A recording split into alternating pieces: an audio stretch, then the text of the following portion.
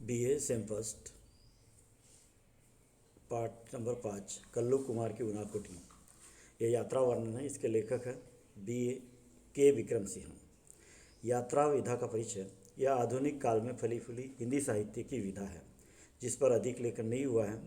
इस विधा में लेखक स्वयं के यात्रा का, उसने देखे हुए प्रेक्षणीय स्थलों का और संबंधित विचारों का वर्णन करता है, जिसमें यशपाल जैन, विष्णु प्रभाकर, नागार्जुन, महापंडित राहुल सांकृत्यायन, बचेंद्री पाल आदि लेखकों ने अपना साहित्य लेखन जो है इस विधा पर किया। इस विधा पर प्रसिद्ध पुस्तक भी जो है घुमक्कड़ शास्त्र करके जो महापंडित राहुल शास्त्री ने लिखे हैं वो प्रसिद्ध है। इस पर बहुत कम लेखन जो है हुआ है। लेखक का परिचय। लेखक के विक्रम सिंह कहानीकार और यात्रा वर्णन के एक सिद्धहस्त लेखक हैं जिन्होंने साथ ही टीवी और चलचित्र की कुछ मालिकाओं पर भी अपना काम जो है इन्होंने किया है। यात्रा वर्णन का विषय प्रवेश। दिसंबर 1999 में ऑन दी रोड शीर्षक से 3 खंडों वाली एक टीवी श्रृंखला बनाने के सिलसिले में त्रिपुरा की राजधानी अगरतला लेखक गए थे और उस समय की याद जो लेखक को आती है और फिर अपना यात्रा वर्णन का जो है लेखन जो है वह करते हैं। वहाँ लेखक ने जो देखा, सुना और उन्हें जो अनुभव प्राप्त हुआ उस यात्रा का वर्णन लेखक ने इसमें किया है, जिसमें उनाकोटी का स्थान महत्वपूर्ण है। यात्रा वर्णन का सारांश। लेखक कहते हैं कि ध्वनि में अद्भुत गुण है कि एक क्षण में वह हमें किसी और समय या किसी और संदर्भ में पहुंचा सकती है। आकाश में बादल बिजली के गर्जन तर्जन के तांडव ने लेखक को 3 साल पहले की त्रिपुरा उनाकोटी की एक शाम की याद में पहुंचा दिया, जब वे दिसंबर 1999 में ऑन द रोड शीर्षक से 3 खंडों वाली एक टीवी श्रृंखला बनाने के सिलसिले में त्रिपुरा की राजधानी आगरतला में गए थे। इसके पीछे बुनियादी विचार जो था श्रृंखला बनाने के पीछे ये था कि त्रिपुरा की समूची लंबाई में आर पार जाने वाले राष्ट्रीय राजमार्ग 44 से यात्रा करने और त्रिपुरा की विकास संबंधी गतिविधियों के बारे में जानकारी लेना था। त्रिपुरा भारत के सबसे छोटे राज्यों में से एक है जिसकी जनसंख्या वृद्धि 34% से ज़्यादा की है, जो 3 तरफ से अन्य इससे घिरा हुआ है, जैसे बांग्लादेश शेष भारत के साथ है और इसका दुर्गम जुड़ा उत्तर पूर्वी सीमा से तटीय मिजोरम और असम के द्वारा बनता है। 3 राज्यों से घिरा हुआ है। सोनामुरा, बेलोनिया, सबरूम और कैलाशनगर जैसे त्रिपुरा के ज़्यादातर महत्वपूर्ण शहर जो है बांग्लादेश के साथ इसकी सीमा के करीब है।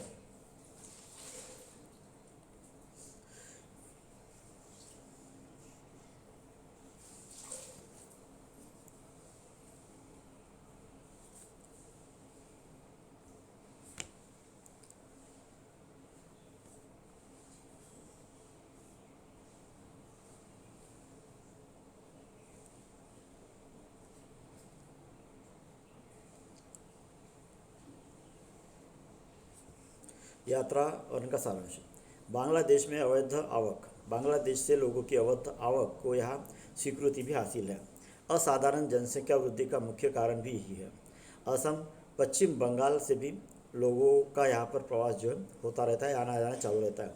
कुल मिलाकर बाहरी लोगों की भारी आवक ने जनसंख्या संतुलन को स्थानीय निवासियों के खिलाफ लाकर खड़ा कर दिया है। यह त्रिपुरा में आदिवासी असंतोष की मुख्य वजह है। पहले 3 दिनों की शूटिंग लेखक ने जो जिस स्थान पर की थी, तो लेखक उसका वर्णन करते हुए कहते हैं कि लेखक ने पहले 3 दिन अगरतला और इसके इर्द गिर्द शूटिंग की और फिर उज्जैन महल, अगरतला मुख्य महल में करीब वह वहाँ की राज्यसभा में बैठती है तो वहाँ पर वह गए थे। इसे भारत के सबसे पहले सफल शासक वंशों में से एक है। लगातार 183 क्रमिक राजाओं वाले त्रिपुरा के माणिक्य वंश का दुखद अंत ही इसको कहा जा सकता है। त्रिपुरा में बाहरी लोगों के आने से कुछ समस्याएं जो है निर्माण हुई है। यह राज्य बहुधार्मिक समाज का उदाहरण भी बना हुआ है। त्रिपुरा में 19 अनुसूचित जनजातियों और विश्व के 4 बड़े धर्मों का प्रतिनिधित्व यहाँ पर मौजूद है। त्रिपुरा के 19 कबीलों में से 2 कबीले जो है चकमा और मूघ महायानी, यह बौद्ध लोगों के हैं, बौद्ध हैं। मंदिर की मुख्य प्रतिमा 1930 के दशक में रंगून से यहाँ पर लाई गई थी। राष्ट्रीय राजमार्ग 44 के टिलियामुरा कस्बे में पहुंचने पर जहां लेखक की मुलाकात हेमंत कुमार जमातियों के एक प्रसिद्ध लोक गायक के साथ में हुई, जो 1996 में संगीत नाटक अकादमी द्वारा पुरस्कृत किया गया था। हेमंत कोक बारोक बोली में गीत गाते हैं, जो त्रिपुरा की कबीलाई बोलियों में से एक है। वे जवानी के दिनों में पीपुल्स लिबरेशन ऑर्गेनाइजेशन के कार्यकर्ता थे, जो हथियारबंद आंदोलन था, तो इसका रास्ता वो छोड़ चुके थे। चुनाव लड़कर जिला परिषद के सदस्य भी बन गए थे। जिला परिषद ने शूटिंग यूनिट के लिए भोज का आयोजन किया और सीधा साधा खाना था, जिसमें सम्मान और लगन के साथ में इन लोगों को यानी शूटिंग की टीम को परोसा गया था। लेखक ने हेमंत कुमार जमातियों में से किसी ने एक गीत जो है उनको सुनाया भी था।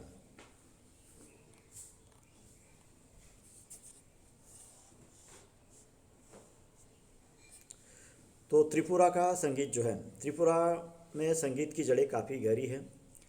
इस संबंध में लेखक कहते हैं कि बॉलीवुड के सबसे मौलिक संगीतकार एस.डी. बर्मन त्रिपुरा से ही थे। वे त्रिपुरा के राज परिवार से संबंध के उत्तराधिकारियों में से थे। लेखक की मुलाकात एक और अन्य गायक मंजू श्रीवास्तव से हुई, जो ऋषिदास मोचियो के एक समुदाय का नाम है। जूते बनाने के अलावा इन्होंने विशेष स्थाप और वाद्यों जैसे तबला और ढोल का निर्माण भी इन लोगों ने किया था, और उनकी मरम्मत के काम में भी इनको विशेषताएं हासिल थी। मंजू श्रीवास्तव आकर्षक महिला थी, जो रेडियो कलाकार और नगर पंचायत में अपने वार्ड का प्रतिनिधित्व भी करती थी। लेखक की टीम के लिए इन्होंने 2 गीत गाए थे, परंतु उन्होंने इनके लिए गीत गाने के बाद में तुरंत जाकर वह गृहिणी के इसमें भी आ गए और तुरंत उन्होंने जाकर इनके लिए चाय भी बना दी। स्वच्छता के नाम पर एक नए किस्म की अछूत प्रथा जो यहाँ पर भी चलन थी, अछूत प्रथा का चलन जो यहाँ पर भी था। त्रिपुरा में हिंसाग्रस्त भाग या प्रदेश जो था, वहाँ की भी यात्रा उन्होंने की है, जिसके संबंध में लेखक कहते हैं कि ट्रैफिक CRPF के काफिले के घेरे में 11 बजे इनकी यात्रा जो है शुरू हुई। फौजी ने, उनमें से जो फौजी होते उनके घेरेबंद इसमें आंदोलन में घेरेबंद इसमें फौजी ने कहा था कि 2 दिन पहले हमारा एक जवान यही विद्रोहियों द्वारा मार डाला गया था। लेखक डर गए थे, कुछ अन्य लोग भी तो शूटिंग वाले वो भी डरे थे, और जो जवान जो उनके बारे में बता रहा है और लेखक भी उसका वर्णन करते जा रहा है। मनु त्रिपुरा की एक प्रमुख नदियों में से एक नदी थी, जिसके किनारे मनु नाम का एक छोटा सा कस्बा था। त्रिपुरा जिले में लेखक पहुंच गए, जहां के लोकप्रिय घरेलू गतिविधियों में से एक है अगरबत्तियों के लिए ब्रास की पतली सीकें तैयार करना। ब्रास मतलब बाँस की, जिन्हें कर्नाटक और गुजरात भेजा जाता था। लेखक की मुलाकात कैलाश नगर के जिलाधिकारी से हुई, जो केरल से यहाँ पर आए थे, केरल के थे, वहाँ से ट्रांसफर इधर आए थे। वे तेज तर्रार, मिलनसार और उत्साही व्यक्ति थे।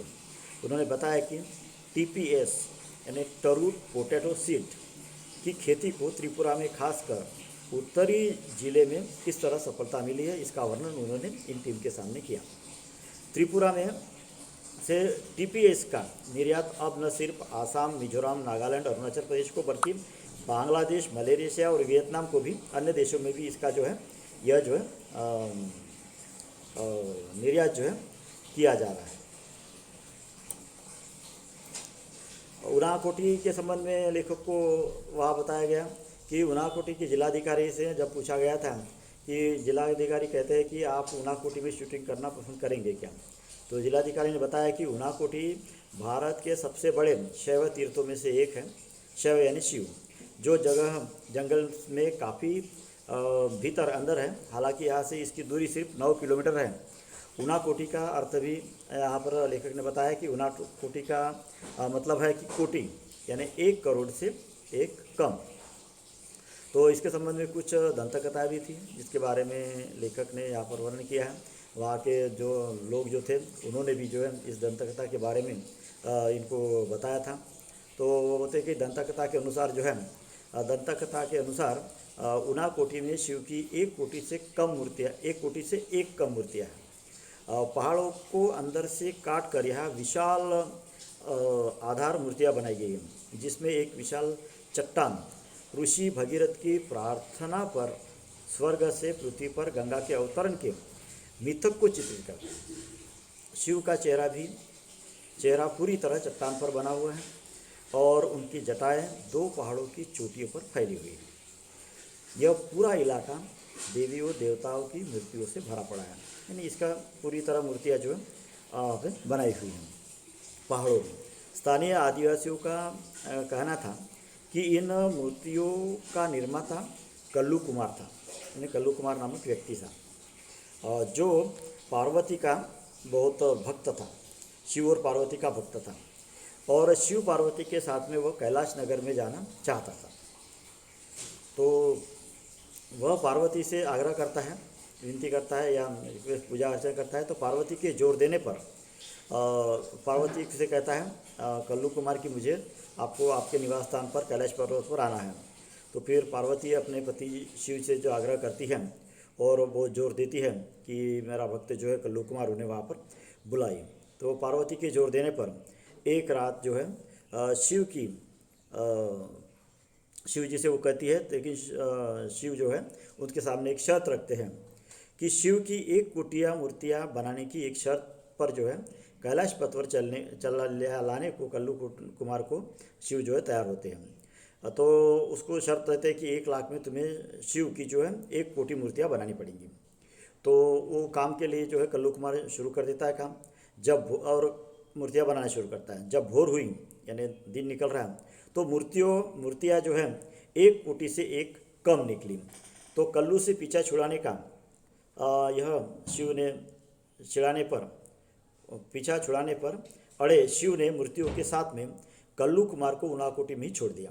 यानी शिव यह नहीं चाहते थे कि कल्लू कुमार कैलाश पर्वत पर आए, इसलिए उन्होंने यह शर्त रखी थी। शूटिंग को 4 बजे सूर्य के पहाड़ों के पीछे शूटिंग को 4 बज गए थे और जिस समय सूरज जो है पहाड़ों के पीछे जो है चला गया था, भयानक अंधेरा हो रहा था, बादल घिर आए थे। बादलों की सेना गर्जन तर्जन के साथ कहर बरफाने लगी थी। शिव का तांडव शुरू हुआ था, जो कुछ वैसा ही था जैसा लेखक ने 3 साल बाद जाड़े की एक सुबह दिल्ली में देखा था। और इसी एक वातावरण तैयार होने के कारण लेखक को जो है उनाकोटी की जो यात्रा थी इसकी याद आई और उन्होंने वह संग्रह लिखा था। तो जाड़े की एक सुबह दिल्ली में देखा और जिसने लेखक को एक बार फिर उनाकोटी पहुंचा दिया था। तो इस प्रकार लेखक ने उनाकोटी नामक स्थान का वर्णन जो है अपने इस यात्रा के द्वारा किया है। यात्रा की थी, उसका वर्णन किया है, वहाँ कौन कौन लोग मिले, कैसे कैसे लोग थे, उन्होंने वहाँ पर क्या क्या दिए, किस प्रकार से ये भयानक थे, किस प्रकार से उन्होंने यात्रा की, तो इसका और वहाँ पे कौन कौन सी चीज़ें होती थी, ये सारा वर्णन जो लेखक ने यहाँ पर किया है। तो विशेष बातें यहाँ पर उन्होंने बताई है। संगीत के बारे में बताया, वहाँ के ऋषि मोचीदास लोगों के बारे में बताया, आदिवासियों के बारे में बताया, उनाकोटी पर्वत के बारे में बताया। तो इस प्रकार बताया। तो कहानी का उद्देश्य हम लेते हैं। तो उनाकोटी की शूटिंग करना एक उद्देश्य था। उनाकोटी की कथा और यात्रा का वर्णन करके यात्रा के दर्शनीय स्थानों और प्रसंगों का चित्रण करना था, जिसमें उनाकोटी की कथा यात्रा का वर्णन करके यात्रा के दर्शनीय स्थानों और प्रसंगों का भी वर्णन करना था, लोगों का भी वर्णन करना था, जिससे छात्रों के अनुभव और ज्ञान में वृद्धि हो सके, जिसका छात्रों के जीवन व व्यवहार में उपयोग हो सके। यही शायद लेखक की इस उनाकोटी का यात्रा का वर्णन लिखने में था। तो इस प्रकार जो है यह उनाकोटी यात्रा का संक्षिप्त सारांश जो है हमने आपके सामने रखा है। इस यात्रा वर्णन पर जो कुछ महत्वपूर्ण प्रश्न जो है वो आते हैं। तो प्रश्न एक जो है पहला जो आता है, उनाकोटी यात्रा के दर्शनीय स्थानों का चित्रण कीजिए। यह दर्शनीय मतलब जो जो देखने लायक है, महत्वपूर्ण है ऐसे। तो उनाकोटी की यात्रा में मिले लोगों का वर्णन कीजिए। यात्रा करते हुए जो जो लोग लेखक को मिले तो उस यात्राओं में जो लोग मिले उनका भी वर्णन करना, कौन सा लोग मिला, उसका क्या विशेषता थी। तीसरा प्रश्न ये था कि उनाकोटी की यात्रा के समय शूटिंग के साथियों का व लेखक का अनुभव लिखिए। कौन कौन उसके साथ में साथी थे, लेखक को क्या क्या अनुभव आया वहाँ पर, ये भी उसका भी उत्तर लिखना है।